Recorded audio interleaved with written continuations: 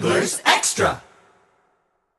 Welcome back to the Anglers Extra pregame show as we get set for first pitch between Chatham and Brewster coming up at 7 o'clock. But now it's time for the catch of the day. I'm Keith Zuber. Today we have Dom Moreno. Dom, how are you? I'm good. Doing well. Dom, you come out of the bullpen yesterday. First out, Andrew struggled a little bit in the beginning. What's your mindset when that starts to happen? Well, when I come in, I think really nice to get to not have Andrew Chin's run get cashed in, which I unfortunately did. But I mean, just throw up a zero, give your team the best chance to win as possible. You're the Friday starter for Texas Tech this past season. Is the mentality different coming out of the bullpen as opposed to your preparations before you go into a start here? It's completely different. As a starter, you go in and you like to prepare yourself throughout because you're looking to go 7 innings. As a bullpen guy, you can actually come in and throw a little bit harder, get your adrenaline going. And it actually helps sharpen up your pitches a little bit because once you don't have to worry about going 7 and leave some in the gas tank, then it's a lot easier coming out of the pen in my opinion. What about in terms of days off and rest in between starts? Is it different up out of the bullpen when you're kind of not sure when you could come in next?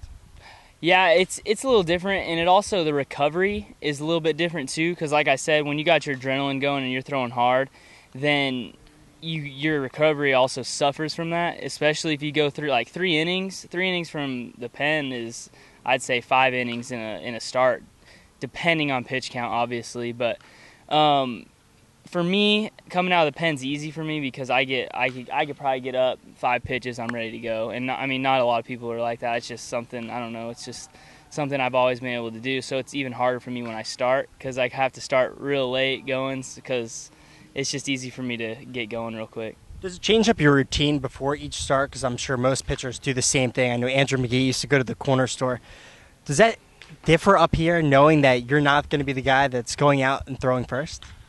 I'm not a big preparation guy, to be honest. I mean, I show up and I do the same thing, but not really in terms of like bands and everything. I do the same thing, but I'm not trying to be superstitious when I go and start or if I'm out of the pen.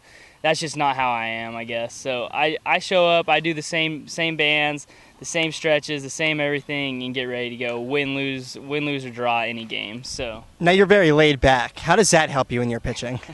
Yeah, I'm pretty laid back.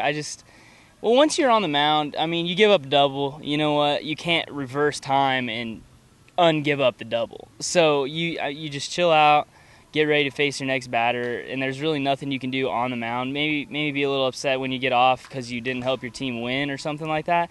But, I mean, I'll go out there, give up 6 runs, we win the game. It's a good game for us. So that's how my mentality. How do you refocus yourself in between outings? To be honest, I don't have one thing that I do. It's over, good or bad. I wash it, really, to be honest with you. And you do something, you do good one game, you could do bad next game. You do bad one game, you could do good next game. I mean, baseball's a game of failure, so once you fail, you have to have the right mindset to come back strong. You were a late addition to the team this season. How did you find out you were coming here, and what was your reaction when you got that call? Well, actually, I have a couple kids on Brewster, Corey Taylor, Matt Withrow, and they knew early in the season, and I was always kind of like, oh my gosh, I don't know where I'm going.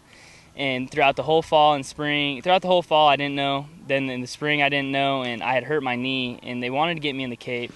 And after I rehabbed my knee for a couple weeks in the summer, my coach called me, said he was getting me down here. So it's kind of something that I figured would happen, but didn't ever know 100%.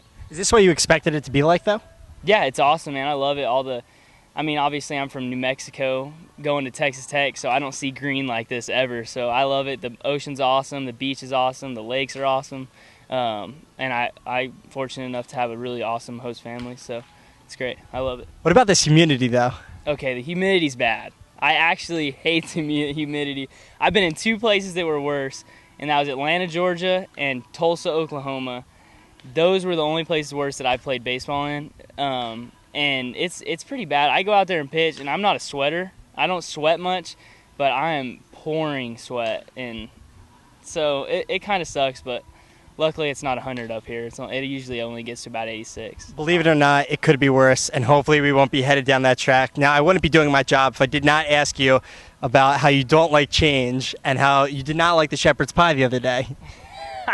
All right, well, I am extremely picky when it comes to food. I'm probably the pickiest person you've ever met. So when I saw the shepherd's pie, I just got it in my mind. I was like, ew, mashed potatoes, corn, meatloaf. I never really liked meatloaf that much, and it all mixed together. You know what? I was already mental. I could not eat it. It just couldn't happen. So what is your favorite food and what do you like to eat?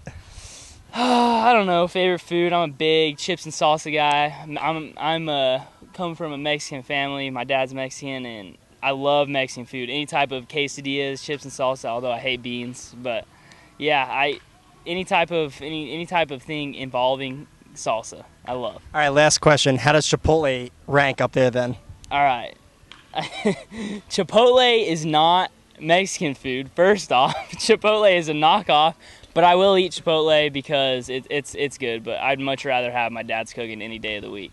Well, it sounds like it's really good. Thanks so much, Tom. Thank you very much. Back to Brandon Lee Paper for more of the Anglers Extra pregame show.